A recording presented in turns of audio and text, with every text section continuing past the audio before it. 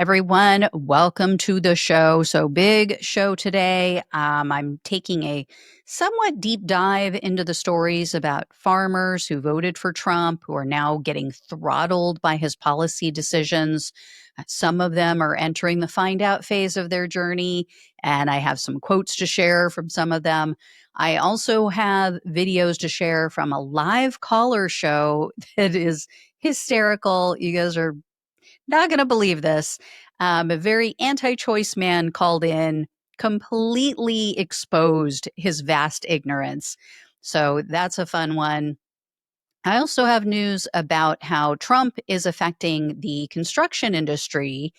And I have a story about yet another way that the Maga right is trying to indoctrinate everyone into their religion and blurring the line between church and state.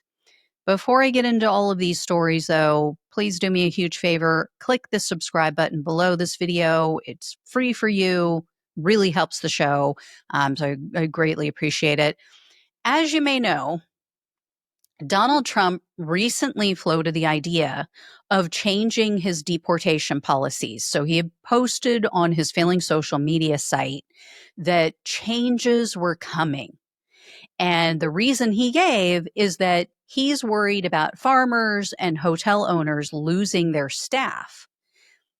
Yeah, well, Taco caved. He caved again. This is after he received a ton of MAGA backlash. And now he doesn't care. Doesn't care about the farmers, doesn't care about the hoteliers again. So, I thought I would dive into some of these stories about how much Trump is destroying the farmers who voted for him. And it's not just with the deportations. This is also about the tariffs. Before I get into these details, though, I want to let you guys all know how many farmers voted for Trump in 2024. So check out this graphic. This is from the USDA, and it shows that in some areas of the country, up to 96% of the farmers voted for Trump. So not all the areas, but some of them. The map, as you may have been able to make out there, it shows 444 counties. So these are all counties that are dependent on farming for their income. Trump won 433 out of the 444. And in each of the past three elections, he increased his share of the farmer vote. So they weren't turned off by this, but I'm assuming too, it's because he helped them out. Remember, for his first administration, he gave them a bailout of our tax dollars. So he caused the problem for them and then gave them our tax dollars to help them out. And check out this graphic. This is also from the USDA. It shows that Trump received 73.1% of the vote in 2016. In 2020, that increased to 76.1% of the farmer vote. Then last year, 2024, it went all the way to 77.7%. So he has almost 8 out of 10 farmers in America voted for this man, and he is completely decimating them. He is destroying their businesses in more ways than one. And I have proof to share with you guys. So NPR they spoke with a Washington state farmer. The guy's last name is Moyer. He said Trump's tariffs are driving up the cost of equipment, and it's making things very tough for him and for other farmers that he spoke with. He was saying, like, this guy didn't actually come right out and say that he voted for Trump. But he said, yeah, I try not to talk politics with people. Yeah, I try not to get into that. It's just a touchy subject. But he told NPR, quote, the assumption was that it would have been done strategically with some thought and planning. We need certainty. So he was referring specifically to the tariff issue and how, farmers assumed that, oh, he's going to do something logically. He's actually going to make sense. No. Moyer also said, once you lose foreign buyers, you can't always get them back. He told the reporter, quote, if you turn the relationship off, it's a lot harder to turn it back on and get that back when in the interim, the person that you're trading with found somebody else. And then another farmer, a guy named Byron Ben or Bean, I think is how you pronounce it, Behne. He told NPR that the farmers he knows were confused and put off by Trump's attitude about this whole thing. And he's specifically referring to, which I'm sure you guys heard, Trump had told the farmers something like, oh, they're going to be doing great. They're going to be making so much and selling so much of their product. And then he made the comment, have fun. Like he's telling the farmers, have fun. So Bean said, quote, even the people that are some of his strongest supporters were kind of looking at that and going, what does that truly mean? He also complained about equipment costs and supply costs, and he told NPR, quote, you can't just build a new factory to produce that stuff here. I understand that that's the stated goal by the administration, but that stuff doesn't happen overnight. On the opposite side of the country, over in Vermont, farmers are complaining about Trump's deportation policies. So there's a fifth generation farmer, it's a dairy farmer named Dustin Machia. He told a news outlet that he voted for Trump, and he said he did so because he wanted to secure the border and protect our national security. So Machia said, quote, we didn't want drugs or gangbangers. But this guy ended up being like one of the biggest members of the Leopards Eating Faces party because he told the reporter, quote, it's scaring the farming community. We didn't think they'd come for the people who help us milk cows. Yeah. Isn't that funny how when, you're racist and you want to hurt other people for no reason other than the fact that they have brown skin, and then whoops, that boomerang just comes and knocks you right upside the head. So he went on to say, quote, replacing your whole crew every few months isn't realistic. It takes time to train people, and locals just don't want to do this work anymore. I mean, if Machia had paid attention in Trump's first term, he would have known Trump was going to do this. Trump callously, indiscriminately will deport anyone and everyone with black and brown skin. He did it the first time. Why wouldn't he do it this time? And I have to say, it's very hard to feel sorry for this guy because number one, I mean, and this is just, me being a plant-based eater, he's making a living off of the suffering of other living beings, can't have the milk unless you take their babies away and send them off for slaughter. And two, Machia said he would still vote for Trump despite knowing how this is harming his business. He's like, thank you, sir. May I have another? I love having my business destroyed.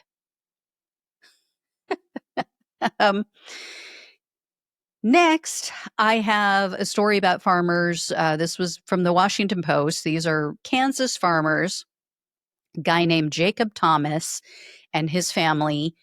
He had to take a 10% haircut on his income because Donald Trump and Elon Musk cut programs that paid farmers to provide food to schools and food banks. So this is a third way that Donald Trump is destroying the farming community. So he's deporting their workers. He's, putting these tariffs on everything, which is increasing costs of their equipment, of what they need. It's also costing them money when they're importing things. The other countries don't want their products because of these tariffs, so they're finding new partners. And then you have this, them taking away all of these programs, which these farmers relied on for a good chunk of their income. And Thomas also had planned to expand. He was going to be, expanding his buildings. He was going to be building new things on his property, and expanding the types of produce that he grows. So that all had to go on hold. That's now on hold because of this federal funding freeze, and this froze grants to farmers. And the Washington Post said that Thomas and his wife and many of their neighbors all voted for Trump. They wrote, quote, "For many, the pride they felt when the president spoke of his love for farmers in his March 6th address to Congress has given way to a growing sense of helplessness, frustration, and anger." As for Thomas, he told the Washington Post, quote, "We're barely making it. Our idea of an extravagant vacation is going to Omaha to the zoo." And his wife, Jennifer, said that their finances have gotten so bad that they don't even talk about it in front of the kids anymore. Now, to be fair, this Thomas guy, he said that he is a Republican, but, quote, he very much dislikes Trump. He actually supported Nikki Haley in the past, and he reluctantly voted for Trump because he felt that Trump was the quote unquote lesser of two evils. Imagine thinking that Donald Trump is the lesser of two evils in any scenario other than like Hitler, Satan. I mean, like, how? Who? Anyway, now Thomas is saying, quote, "For the first time in my life, I don't trust the government is going to follow through on their word." Because previously he had said, "Oh, when you have a contract with the government, that's it. Like, you're good to go. You're golden, right? You're good to go." Couldn't get more secure than a contract with the government. And now those contracts have all been ripped away from him. So he's no longer a believer. And I have another story. This one comes from the New Republic news outlet. They reported on a Kansas farmer who got stuck with a $55,000 bill for renewable energy upgrades to his property.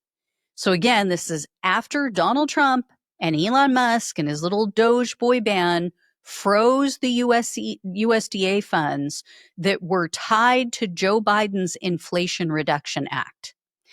In the same article, they shared the story of a Georgia farmer whose entire business model was based on and funded by supplying food to poor children in the community. Between the federal funding freeze, though, and potential cuts to the SNAP program, which is, the new food stamp program, that farm is now struggling. The New York Times also shared a story about Austin Flam and his cousin. He has a cousin named Parker. They're both, I think it was like fifth generation farmers or something. They were making very good money. They were selling produce through another Biden era program. This was to help feed needy families. And Flam said, quote, "It was a win for us on the farm, and the food banks that are constantly looking for donations had something to offer." So, the farmers are making money off of this. The food banks had food, the schools had food. So this was like all around a win. But the Trump administration, as you all know, they, and the Musk cuts, they tanked that program. And so Flam told the New York Times, quote, when you're talking about providing nutritional assistance to low income families, what is more nonpartisan than that? There's poor people on both sides, and everybody needs a meal. So, this is what Trump is doing to farmers across America. And Republican lawmakers like to point out that, well, some of these Biden era programs, these weren't meant to be permanent because, and this is true, some of these were put in place during COVID, when the country was shut down, when imports were not coming into the country because of COVID. We had to rely on what we had here in the country. We had to rely on farmers who had food for the American people because we weren't able to import a lot of stuff.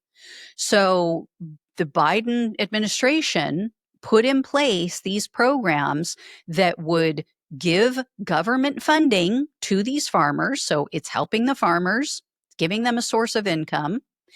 And then they would provide food to these food banks, to the schools or what have you, or after school programs or, various other things going on in the community. And that would help the people who couldn't afford to feed their kids and couldn't afford to feed themselves, especially people who were out of work during that time. I mean, the lockdown was for everybody. So there were a lot of companies that shut down and people had no income.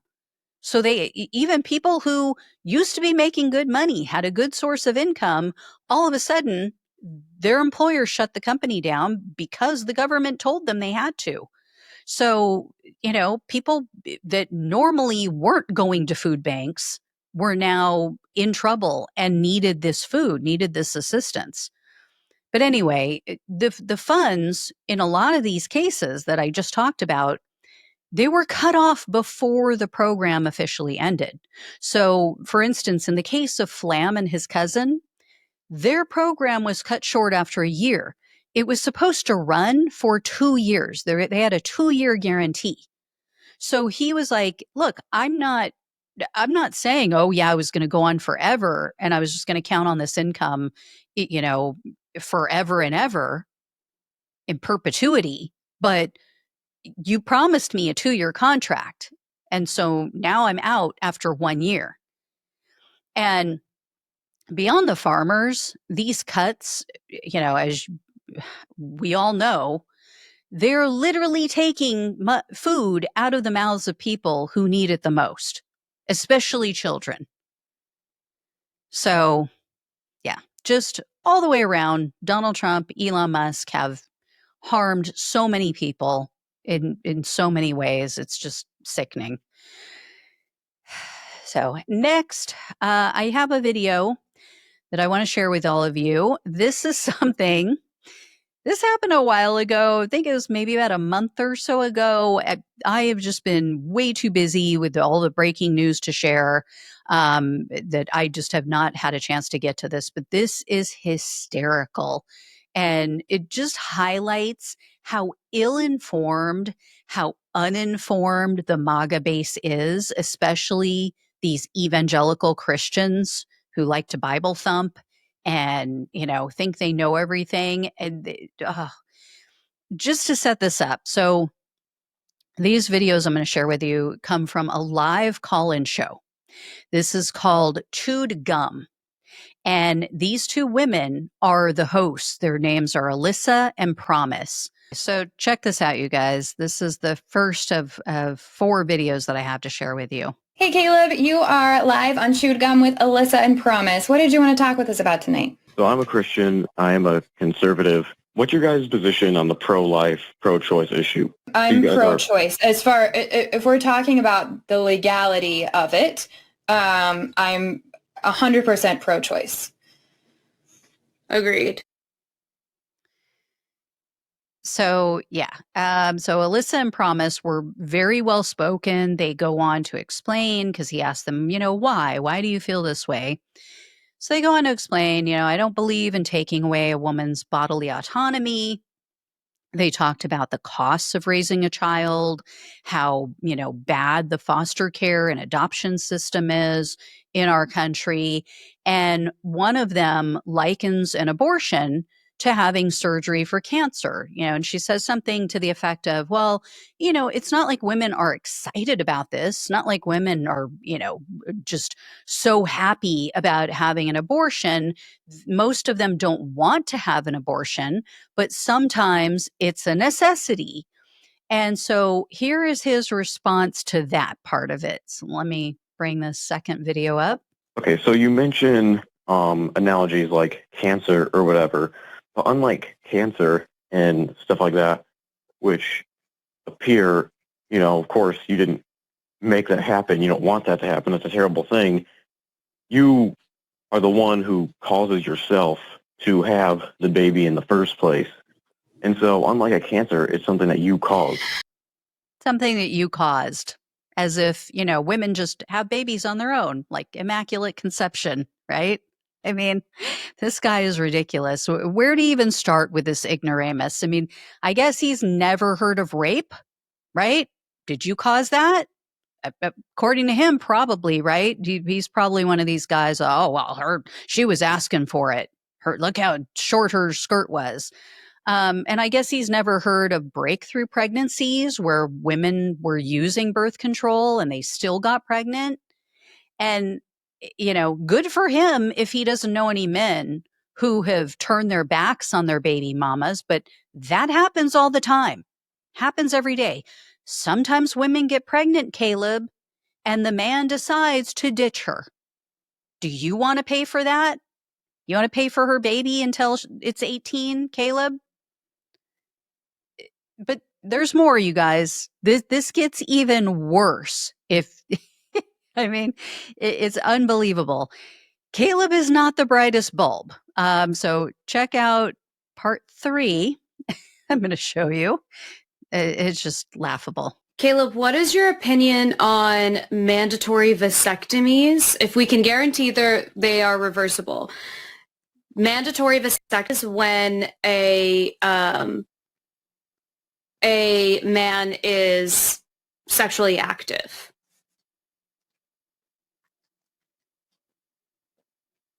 Was my opinion on that? Yeah. So like if we could roll out a law that says, okay, at the age of, let's say, it depends on what state you're in. If you're in a state that is anti-abortion and anti-sex education, could be as young as 13. Mandatory vasectomies for all boys 13 when they turn 13, and then they will be reversed when they are ready to have children. Okay, well, I don't think it's very necessary. Why is that not necessary? I mean, I don't really know. I don't really look into this stuff that much. So doesn't want more babies, to come into the world. And if a woman gets pregnant, then, she can't have an abortion, can't have bodily autonomy, can't do what she wants. But, I just don't think that's necessary. Don't think it's necessary. You're the one with the loaded gun, guy. It's like, you're the one who's getting her pregnant. Why would you not want that? If you're so against abortion, why is that not necessary? So we got our answer. And these women did so great. They went on to explain to Caleb that, the vasectomy, it solves so much more problems than banning abortion, because they explain, like, you ban abortions, women are still going to get abortions. It's just not going to be safe. And so you end up with more women dying, you end up with, more complications and so forth, women who then can't get pregnant again in life later. They also explain that, look, men can get multiple women pregnant in a day. Like a man can go around just, spreading his seed, getting women pregnant nonstop, whereas a woman can only get pregnant like once every 10 months or so. Right? So it's much better to deal with it in this way. take issue with the man, have him get a reversible vasectomy. And one of them describes how, this is an outpatient procedure, that it's like not a big deal. Men can typically go back to work immediately, whereas when women have an abortion, sometimes they're out for days or weeks. You are not going to believe this response that he gave. So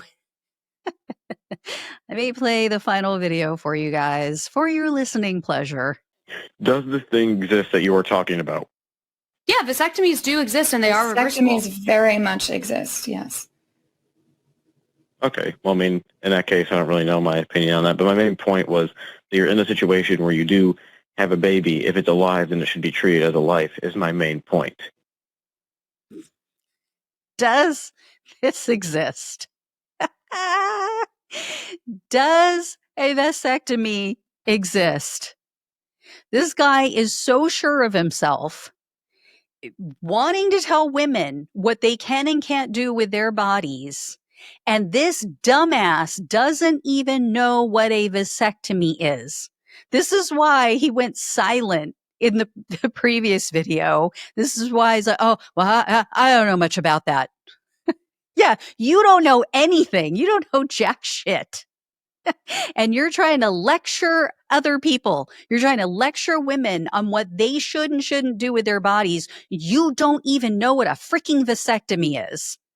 And the best part is, when these women really pressed him, which I don't have the video for that part, but they really pressed him on the double standard and, why wouldn't you want to consider the idea of a vasectomy? He hangs up.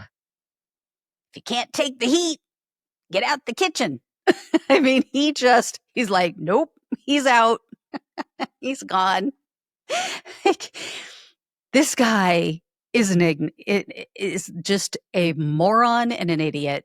I just don't even know what else to say about him. I mean, if you go look up the word hubris in the dictionary, I think you're going to find Caleb's photo. Because he just thinks he's got it all figured out, and dude is dumber than a doorknob. So anyway, I have to give these women so much credit, because if I was one of them, I would have been laughing even harder than I'm laughing right now. I would have been laughing my ass off at this guy. I would have been like, how old are you? How old are you that you don't know what a vasectomy is? Anyway, hope you enjoyed that one. Next up, I have a story to share with you. Kind of circles back to my previous topic about Trump's mass deportation policy and how it's harming industries that largely voted for him. The Orange County Register, this is a California-based news outlet. They published an article recently. It's titled LA Raids Rattle California Home Building Industry, where 41% of workforce are immigrants. They talked about how Southern California home builders are starting to feel the effects of Trump's Gestapo and all of these raids that are going on, and how the industry, even before this, was already struggling. There was already a tight labor market. I actually know people who work in the construction industry, and they have told me, they have confirmed, ICE is walking onto job sites and they're just snatching people up. They're just taking workers into custody. And right now is one of the busiest times for home construction. This is real estate season. So, even existing home sales. So many people choose to move in the spring and the summer months because, number one, their kids are out of school. If you have kids, it's a nightmare to move anyway, but trying to move during the school year and with, running kids around to and from school and, different various things. So you don't have that to worry about. You also, you don't have to worry about the weather in California. I mean, we don't get a lot of rain and a lot of weather anyway, but it does rain here. But trying to move in the rain is a pain in the butt. And so, spring and summer are better times for that. And outside of the 4th of July, there aren't many there aren't any holidays to contend with, so you're good. You don't have to worry about decorations in your house or having people over or going to other people's things. And given the fact that so much of Los Angeles needs to be rebuilt because of the fires that destroyed thousands of homes, this labor shortage could not possibly come at a worse time. So the Register went, they spoke with a guy, his name is Jim Tobin. He is the CEO of the National Association of Home Builders in Washington, D.C. He told the news outlet, quote, "I think the labor market is tight for our industry already. Whether this adds to it or not, we will see. We're watching all of the developments very carefully and making sure we're looking to the future to train workers and get a comprehensive immigration policy that allows people who want to work in our industry to come into it really easily." Tobin agreed that immigration reform is necessary. He believes we need to secure the border. So it definitely sounds like he's either trying to play both sides, like so he doesn't piss off any but the builders that he works with, or he's actually a Trump supporter. He didn't say that, or they didn't mention in the article, but he said that he would like to see the government implement some sort of work visa that's specific for the construction industry and construction workers. So this would be kind of like I think it's what the H-2B or HB2, I forget, H-2B, I think is what it is, the visa that they grant these for farm workers for seasonal jobs. And Tobin said, quote, "It would be great to help them come out of the shadows and provide them some legal status in this country." The Register also spoke with a man named Richard Green. He is the director at USC for the Lusk Center for Real Estate. And he noted that right now, we already have 250,000 construction jobs that have not been filled. 250,000 construction job openings in the United States currently. So this is just not what we need. And Green said, quote, "To the extent that you put a chill on people who might be part of those workers, it doesn't help. It's been hard for a while to find construction labor. The raids don't help." The problem is we don't have people in this country who work with their hands anymore, or at least very few, right? I mean, those jobs have largely gone to immigrants because Americans don't know how to wire electricity anymore. They don't know how to build things. I mean, we don't teach these trades in school anymore. It used to be there was metal shop and wood shop, whether it be in junior high or high school. You had all kinds of stuff like that. Now that's gone. And then to make matters worse, Donald Trump, in his infinite wisdom, he scrapped a free program that the United States government offered that teaches these skills. I mean, how asinine. So I'm going to take away your workers. I'm going to take away your immigrant skilled laborers. And then I'm going to take away the free program that would teach all of you how to take their place. So how are we going to fill these 250,000 construction jobs? And someone else made a really great point in that Orange County Register article. He was talking about how our population is aging because we're not reproducing like we used to. We are not replenishing the population. I mean, I guess Elon Musk's got to make it up for the rest of us, but that's a whole nother topic. A whole nother, irregardless, going into my Stewie Griffin mode. Yeah, that is a whole other topic. But anyway, he said we need immigrants to fill the void. And you know what else we need? We need the government to use some of our tax dollars to make life easier for young people, so that they will have kids. Right now, so many young people in this country want to get married. They want to have kids, but they don't feel that they're ever going to be able to do this. They're ever going to have the economic conditions in place that they will be able to provide for a family. You know, Professor Scott Galloway talks about this a lot. He's done so much research on this, how young men one of the reasons they fall down these right-wing rabbit holes is because they just don't feel like they can ever get ahead. They look at the system, they look at the way it's all set up and how the oligarchs have taken over, how our government is so corrupt, and they just go, screw it. Like, why am I even trying? I'm never going to be able to move out. I'm never going to be able to afford to take a girl out. I'm never going to be able to afford to get married and have a family and raise kids. So screw it. I'm just going to sit here, smoke pot, and play video games. And the people on the right, they're all pro-natalists, but they don't want to do anything to help the working class. They don't want to do anything that's actually going to enable population growth.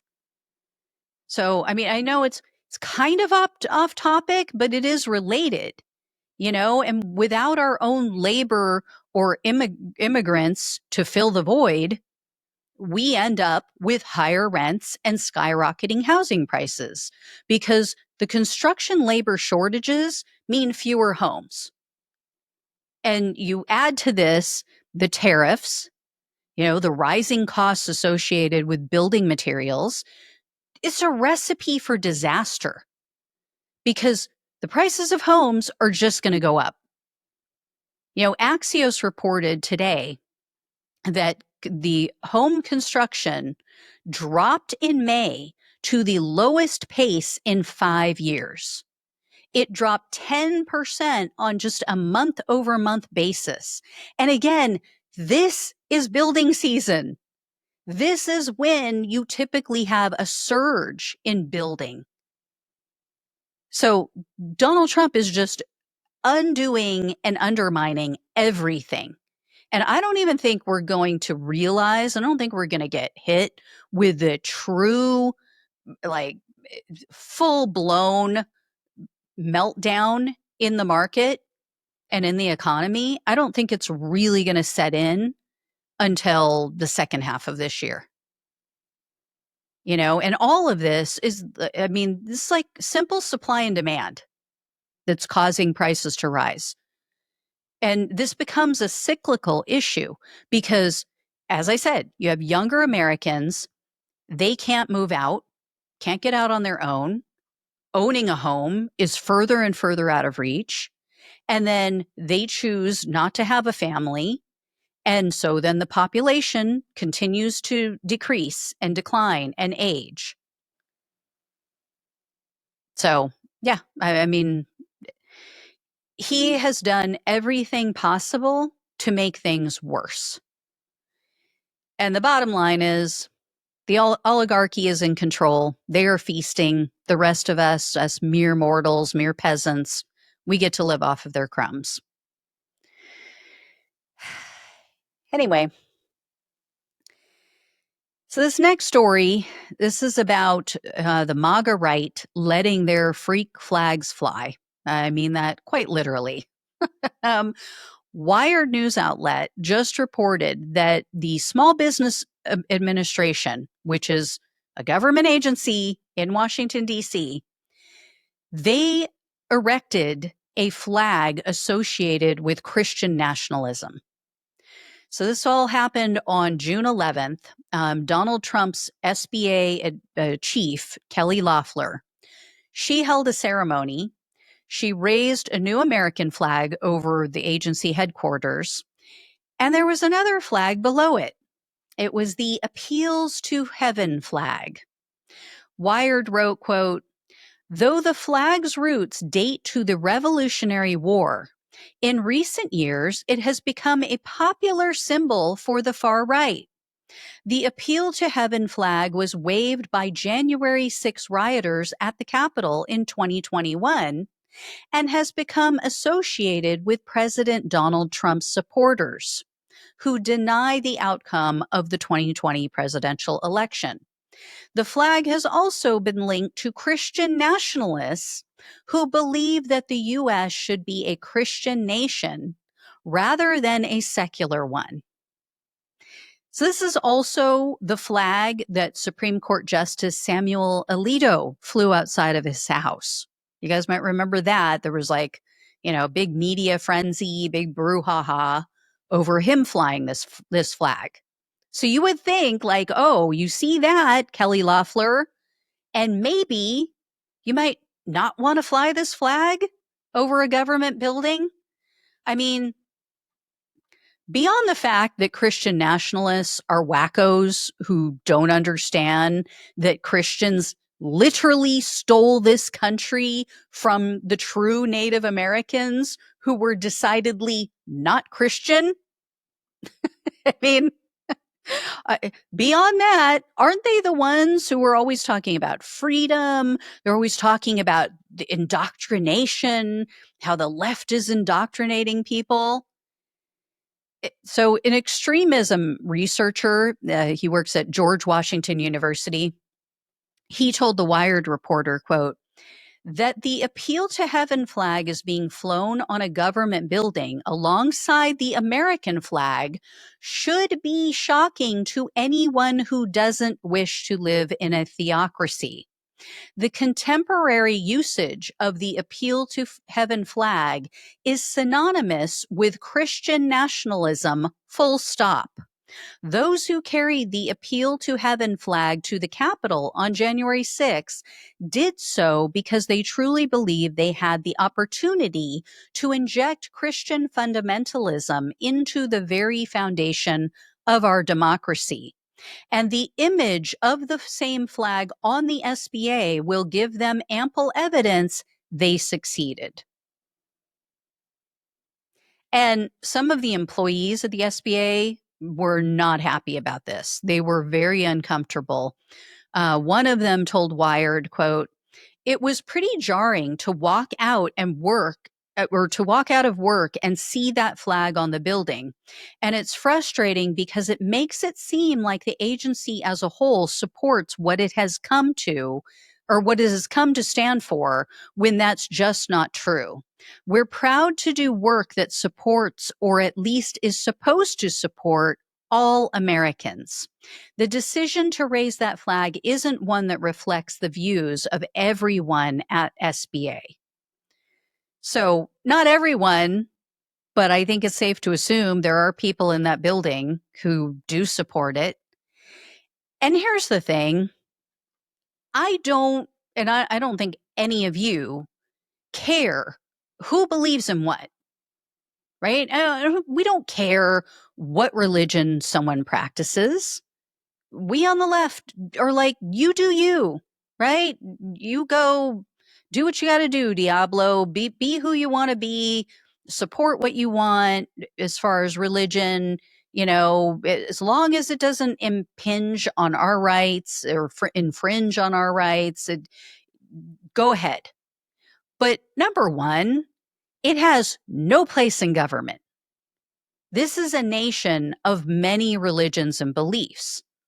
And what they're telling every other person who believes in a different religion in this country, what they're telling them by raising that flag is, you are not welcome. This is not your country, and you are not represented by this government. And then two, the hypocrisy is just off the charts with these bigoted MAGA right, or with the bigoted MAGA right. I can't tell you the number of MAGA men and women who bitch and complain about how the left is shoving their beliefs down everyone's throats, so, shoving it in their faces. They complain all the time about gay people kissing on TV and transgenderism and, pronouns and blah, blah, blah, and interracial couples even. And they'll say things like, oh, do what you want to do, but why do I have to see it in every TV show? Why do I have to see it in every movie?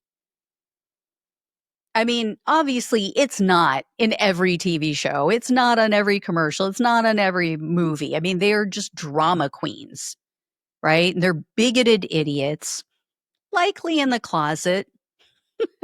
Likely they're actually jealous. They maybe want someone to shove something down their throats. I'm just saying, but I digress. The fact is, no one is shoving it in their faces. People who make TV shows, people who make movies, they just want the TV shows, they want this type of art to reflect the real world. They want it to reflect real life.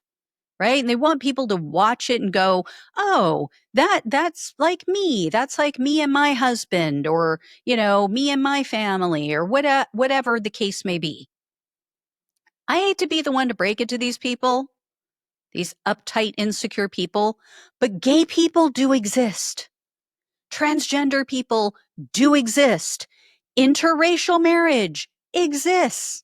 People of different colors and nationalities love each other. Get over it. Stop trying to shove your religion in everyone's face and down our throats. And here's what it boils down to. The left and the media show non-traditional characters. They show non-traditional relationships to promote inclusivity, to promote acceptance. What the religious Maga right is doing, flying these flags and other things, pushing Christianity in schools and government, that is the exact opposite. They are making it an exclusive club. And if you don't believe what we believe, you're out. You are on the outside. You are the other. For them, it is all about exclusivity. It is all about pushing people out who don't fit into their bigoted Christian mold.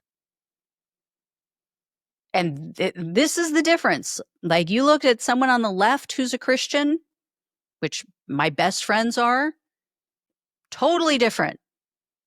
Inclusive, they accept people, they love people for who they are. They don't try to, shove it down people's throats and tell them what to do and how to do it and what to do with their bodies. Christian right, completely different animal.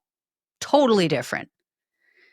So there you go, guys. Anyway, that is the show for this week. Thank you all so much for watching and listening. Please like, please share, please subscribe to the channel if you have not.